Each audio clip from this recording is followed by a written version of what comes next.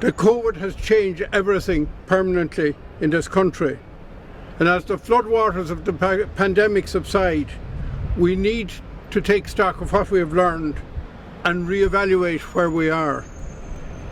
In the immortal words of W.B. Yeats, all changed utterly. A terrible beauty is born. And we must accept that the future is going to be very different than that which was foreseen even a few years ago.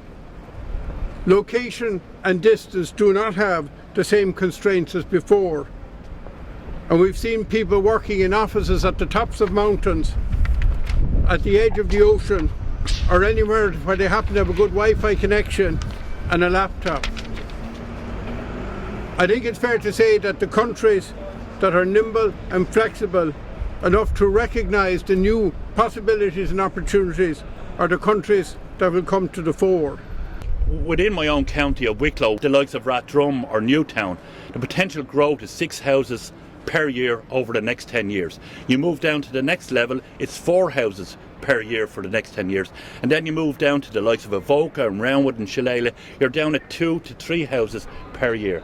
Now it's very hard to sustain a community with that level of growth. But what COVID-19 is telling us, we're no longer going to work in the pattern we're currently working at. And it is government policy that will now work as a hybrid model where we'll be given the option to work at home or work within our communities.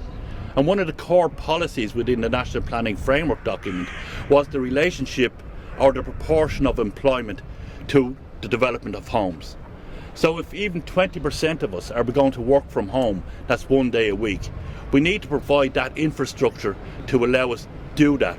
So I think based on just COVID-19 and nothing else, we need to re-look at our National Planning Framework document and to refresh it because of that. As Eamon said, COVID has changed how we live, we work and how we wish to spend our time.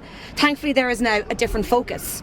It is under this change that we look to refresh the National Planning Framework to be better placed to accommodate these changing attitudes and realities.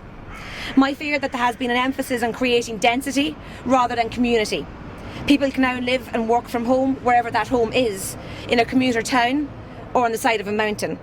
And with the help of government funding for digital hubs, we can live in our own communities, foster relationships, support local retail, and only commute to the office when and if required.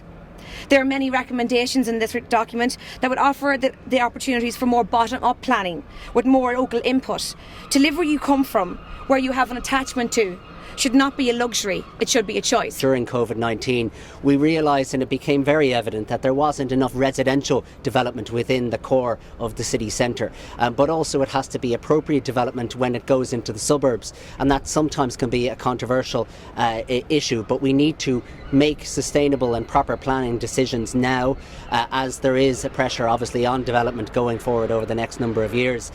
So this document makes a number of recommendations about trying to encompass and incorporate accommodation for all types, making communities diverse for all ages, all different types of families and family units, and indeed individuals on their own. So it is important to try and encapsulate that as we look to the future to develop not only the city of Dublin but the county of Dublin and the greater area.